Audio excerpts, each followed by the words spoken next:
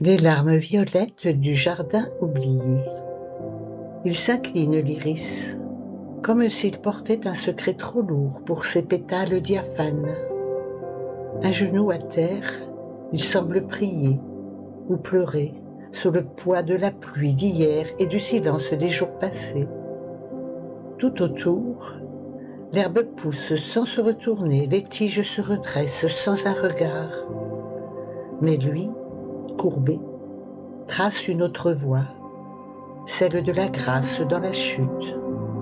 Dans la lumière pâle du matin, ces nuances de violet vibrent encore comme un écho d'été, alors même que quelques feuilles à son flanc se sont déjà flétries. Il est là, à la lisière du passé et du présent, entre éclat et finitude. L'iris n'a pas la longévité du chêne, ni la fougue du coquelicot. Il est de ceux qui apparaissent pour rappeler quelque chose d'essentiel que l'on oublie souvent dans l'urgence des pas pressés. La beauté a besoin de fragilité pour exister.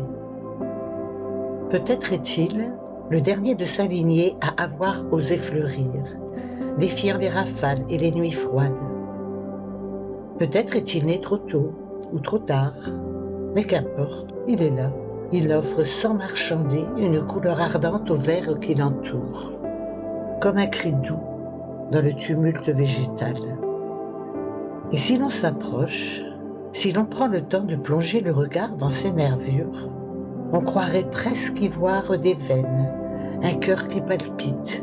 Un insecte s'y est arrêté, attiré peut-être par la chaleur de la vie qui résiste. Lui aussi semble ému, minuscule pèlerin sur le sentier d'un géant déchu.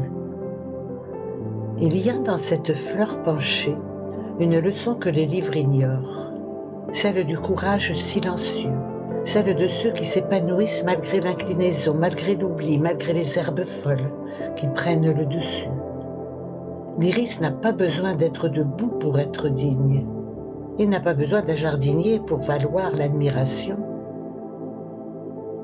Et si toi, passant, tu t'arrêtes et le regardes vraiment, peut-être qu'un souvenir viendra effleurer ton cœur. Une personne chère, une parole oubliée, un moment suspendu. Peut-être sentiras-tu que certaines beautés ne hurlent pas, elles murmurent, et que dans ce murmure, il y a tout un monde.